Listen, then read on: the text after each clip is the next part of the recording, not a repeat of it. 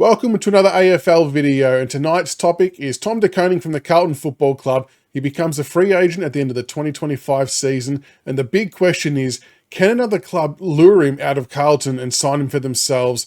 They're going to have to pay a hefty fee if they want to do it, because to be honest, Tom had a really good 2024 season. Even though he copped a few injuries along the journey, we saw between rounds 12 and 16, he was arguably the number one ruckman in the competition. He was averaging 23 disposals, 27 hitouts, 4.5 marks, and 9 clearances a game. And I remember watching those games just thinking, just in awe, in all honesty, at how much he was dominating all teams that came before him. He was just setting the football world on fire. Then obviously copped a couple of injuries at the back half of the year that probably interrupted his entry into the finals campaign. I think he was starting as the sub in the Blues finals, but he is a super player, and he's going to be the hottest piece of property in the free agency market. So as I said, his contract runs out at the end of 2025, and as recent as mid-December, when he was doorstopped about this, he hasn't made an official commitment to the Blues, advising that his management and the higher-ups at the club will take care of the contract, which is your straight back typical response that you see from players these days. Did say that he loves playing for the club. He's obviously grown up playing with a lot of these guys. They've come through the ranks together.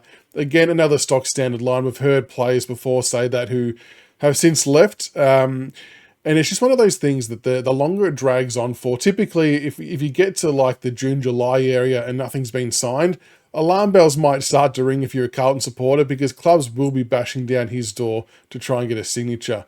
Taking a look at some of the contracts though, in 2025, these players for the Blues are coming out of contract. The players of note anyway: Jack Silvani, Jesse Motlop, Adam Chera, Mitch McGovern, Tom De Koning, Sam Doherty, Nick Newman, George Hewitt, Alex Akonsa, and Adam Sard.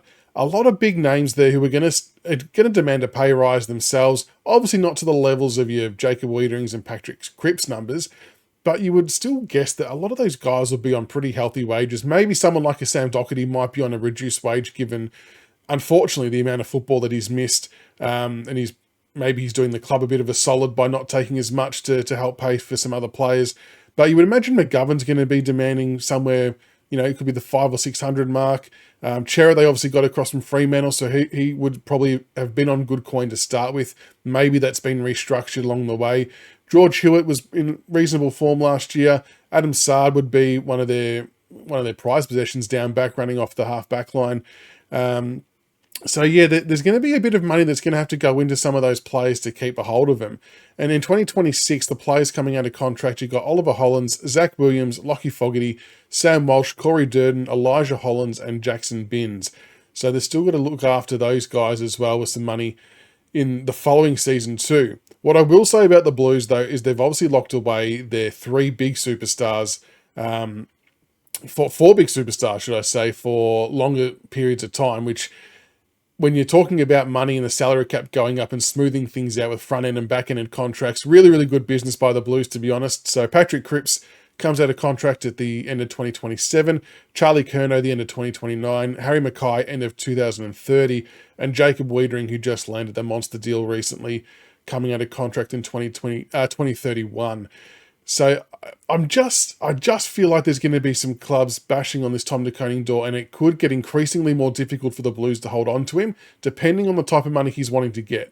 Maybe he takes a bit of a hit on his pay cut to keep the team together if he believes that they're well and truly in the window for final success. That's a valid option. But you would imagine that clubs, like someone like a Richmond, for example, who's just freed up a ridiculous amount of money, could potentially offer upwards of 800, 900,000 a year for him. He'd be going to a side that's obviously definitely not in contention at this point in time.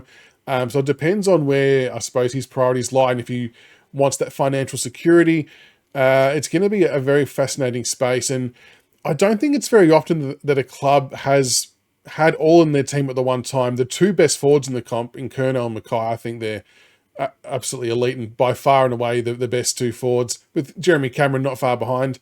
Jacob Weedering, probably one of the best defenders, and Patrick Cripps, one of the premium A-grade midfielders of the comp too. So to have all them in your salary cap space does come with pressure, unless they're all taking well unders, and I'm not sure if that's the case or not. But yeah, I think it's a bit of a watch this space. Tom De Koning, free agent, end of 2025. Do you think he's going to stay? Do you think he's going to go? Who else? What other clubs might come at him? St Kilda could throw some coin. Essendon might have some coin to throw around. But yeah, I think the quicker the Blues can get this one sorted for him and their own sake, the better. Because the longer this drags on, this is going to play out in the media in a big way. So let's watch this space and let's see where Tom De Koning ends up after 2025.